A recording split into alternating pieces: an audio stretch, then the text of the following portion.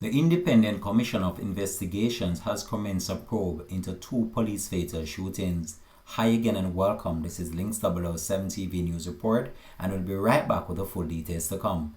If it's the first time you're watching, please remember to like, share, subscribe to the channel. Click the notification bell and click on all so you're always updated with our latest news report. We'll be right back. Welcome to Links 007 TV News Report, providing you with the best in local and international news updates.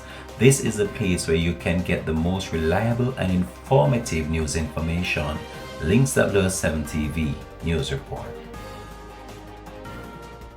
Welcome back and thanks for joining us. This is Links 007 TV News Report.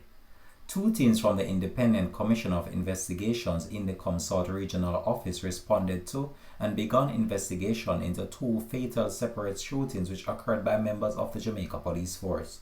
The two incidents, which resulted in the death of two men, occurred in St. Catherine and also St. Mary.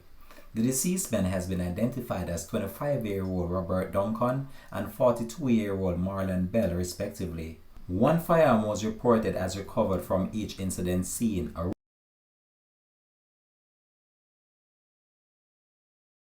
Ruger 9mm pistol with the partial serial number and another pistol with the serial number intact. The hands of both deceased men were tested for gunpowder residue and their bodies removed to the morgue and sealed for a postmortem examination. The fatal incident involved one off-duty police officer who is alleged to have fired at a man who was seen running towards him with what appears to be a firearm in his hand.